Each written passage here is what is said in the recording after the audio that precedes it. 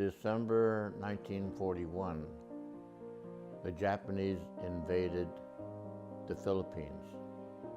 They transported us, they corralled us, and they took roll call. They wanted to know our addresses. If we were American, they took our passports away, our birth certificates. Everybody had to work. If you didn't work, you didn't eat.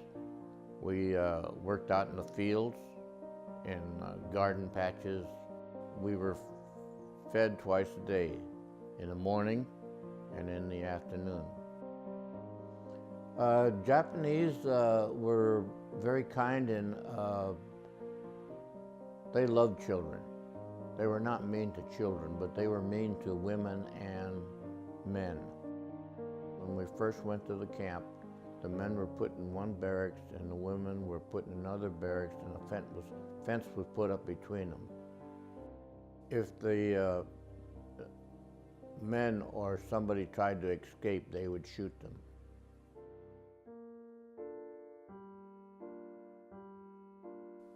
I was what they call a mischievous naughty boy.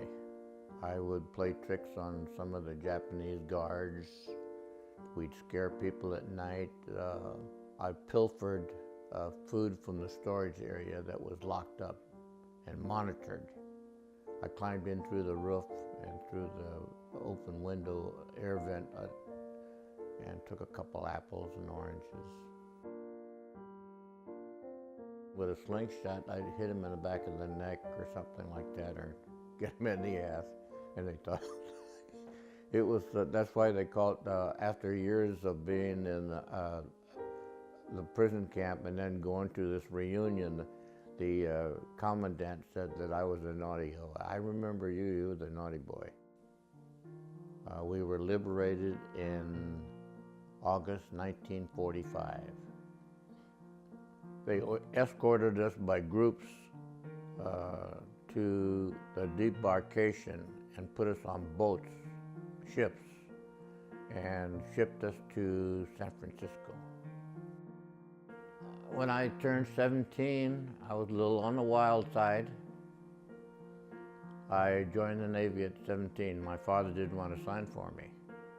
He said, "You need to stay home." And I said, "No, it's time for me to move along." And so I had my mother sign for me. I spent 7 years in the Navy. And then I met my wife, Patricia, and she said, "Love me or leave me." I've been married 58 and a half years. My woman started having babies. I loved every minute of it. So I had to make more money. I said, if these guys can move up the ladder, I said, I can too. So I started hitting the books, and I went back to school. I got my high school diploma. I got 2 years of college, and I waited patiently to be moved up on a university. Being in the war taught me how to survive. Let me put it that way. I've forgotten that time in my life. It's altogether a new beginning. I want to watch my grandkids grow up, go to school. It's important that we all survive.